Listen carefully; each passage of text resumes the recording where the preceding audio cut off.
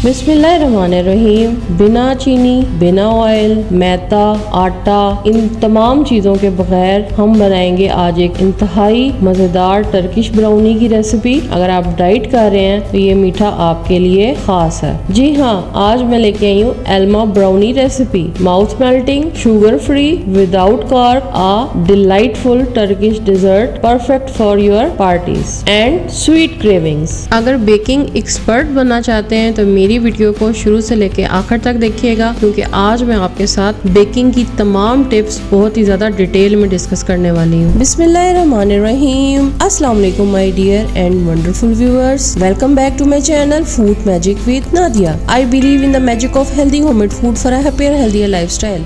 Recipe में मौजूद तमाम इंग्रेडिएंट्स की डिटेल रेसिपी कार्ड में आपके सामने है। यहाँ से नोट कर लें या डिस्क्रिप्शन बॉक्स से नोट कर लें, और मैं तो आपको साथ साथ गाइड कर ही रही हूँ। तो चलिए सीखते हैं। एल्मा टर्किश लैंग्वेज में सेब को कहते हैं। आजकल सेब बहुत सस्ते हैं, तो मैंने सोचा क्यों ना ये डिजर्ट बना ली जाए। ये एक पुडिंग टाइप ब्राउनी है, यानी रूटीन ब्राउनी से हटके थोड़ी सॉफ्ट ब्राउनी होती है। इसके लिए हमें चाहिए 4 बड़े, अगर आपके पास एप्पल है तो 4, और अगर छोटे हैं तो फिर आप इसमें 8 एप्पल डालेंगे। सेब का छिलका उतार लें, बीज निकाल लें और इनको क्यूब्स की शक्ल में काट लें। ये रेसिपी आप ब्लेंडर में भी बना सकते हैं, और अगर आपके पास फूड प्रोसेसर है तो वो सबसे बेस्ट है। कोई लंबी चौड़ी मेहनत नहीं है इसमें। एप्पल क्यूब्स मैंने चॉपर में डाले। साथ में 200 ग्राम ये खजूरें हैं, बीज निकाले हुए हैं, वो डाली हैं। 1 कप या 200 ग्राम ब्राउन शुगर या शक्कर 4 टेबलस्पून डलेगा इसमें। अगर आपके पास खजूर ज़्यादा पड़ी है तो आप उसकी क्वांटिटी डबल कर दें, ब्राउन शुगर को स्किप कर दें। कोको पाउडर डलेगा इसमें 3 टेबलस्पून। दालचीनी पाउडर डलेगा इसमें 1 चाय का चम्मच। चुटकी भर इसमें नमक जाएगा। 3 अंडे डालेंगे। मेपल सिरप डालेंगे हम इसमें 3 टेबलस्पून। अगर मेपल सिरप नहीं है तो आप इसमें शहद भी डाल सकते हैं। और वनीला एक्सट्रैक्ट आप इसमें डालेंगे आधा टीस्पून। और इन तमाम चीज़ों को आप एक ही साथ अच्छे से ब्लेंड कर लेंगे। तकरीबन आप समझिए 1 से 2 मिनट आपने इसको ब्लेंड करना है।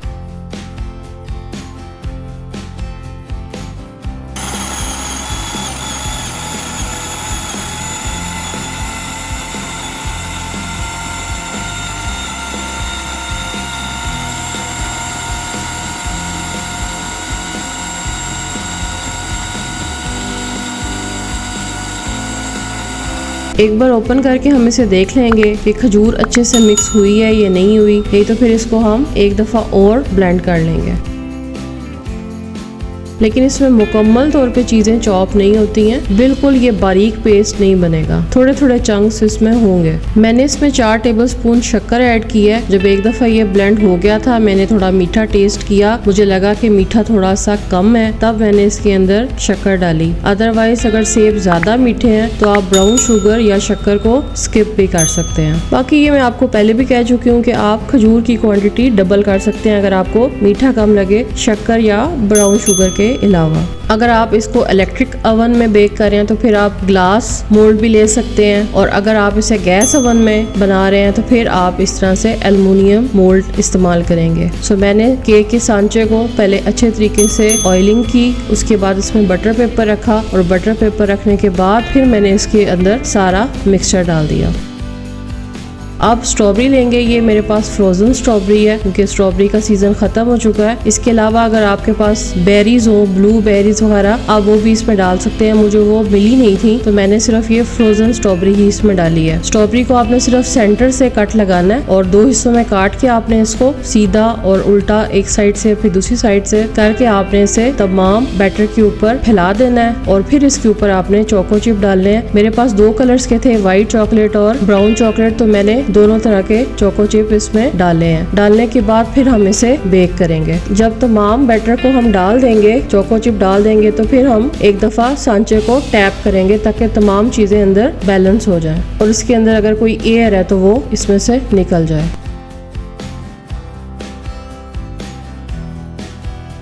गैस ओवन को प्री हीट किया था मैंने 350 टेम्परेचर पे, लेकिन जब मैंने इसमें ब्राउनी रखी तो फिर मैंने इसका टेम्परेचर 180 पे सेट कर दिया। इससे ये होता है कि केक या ब्राउनीज या बिस्किट नीचे से जलते नहीं है। पहले मैंने इसको 45 मिनट्स दिए और फिर मैंने इसको चेक किया, टूथ पे क्लीन नहीं बाहर आई, तो फिर मैंने इसको मजीद बेक किया। 1 घंटे से 1 घंटा 30 मिनट मैक्सिमम लेती है, लेकिन कम से कम 1 घंटा ये बेकिंग टाइम लेती है। उसके बाद बस इसे निकालेंगे और इसे ठंडा होने के लिए 1 घंटा रख देंगे। फौरन कभी भी सांचे में से केक या ब्राउनी को नहीं निकालना चाहिए। 1 घंटे के बाद मैंने ब्राउनी को सांचे से बाहर निकाला और इसका बटर पेपर नीचे से निकाला, इसको केक स्टैंड के ऊपर रखा और इसको फिर मजीद 1 घंटे के लिए फ्रिज में रख दिया। आप इसे गर्मा गर्म भी सर्व कर सकते हैं और अगर ये ठंडी हो जाए तो ये ज्यादा मजेदार लगती है। बच्चे बड़े सभी के लिए एक बहुत ही हेल्दी ऑप्शन है, क्योंकि ये फुल ऑफ आयरन है। स्ट्रॉबेरी, सेब, खजूर सबसे बड़ी सोर्स है आयरन प्रोवाइड करने की। और दूसरी खास बात यह है कि इसमें मीठा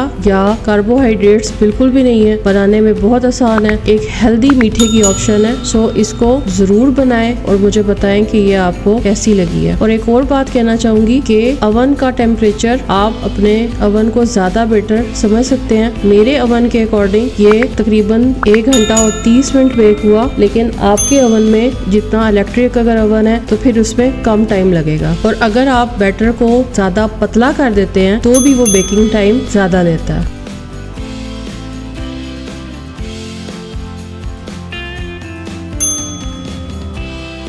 जैसे कि मैंने आपको स्टार्टिंग में बताया था कि ये ब्राउनी आम ब्राउनी से हटके है। इसका टेक्सचर थोड़ा थोड़ा पुडिंग की तरह होता है, बहुत ही सॉफ्ट और बहुत ही माउथ मेल्टिंग क्रीमी सा। और मैं आपको इसका टेक्सचर दिखा रही हूँ, ऊपर से भी और नीचे से भी बेक ये कंप्लीट हुई है, लेकिन ये हार्ड बेक नहीं होगी, ठीक है। इसलिए तसल्ली रखें कि आपने बिल्कुल ठीक ब्राउनी बनाई है। आई होप आपको मेरी आज की रेसिपी बहुत पसंद आई होगी, तो लाइक का बटन प्रेस करना ना भूलिएगा। कमेंट जरूर किया करें, बहुत ज़्यादा मोटिवेशन मिलती है। अगर मेरे चैनल पे फर्स्ट टाइम आए हैं तो चैनल को सब्सक्राइब कर दें, बेल आइकन को प्रेस कर दें। Thanks for watching, take care, अल्लाह हाफिज़।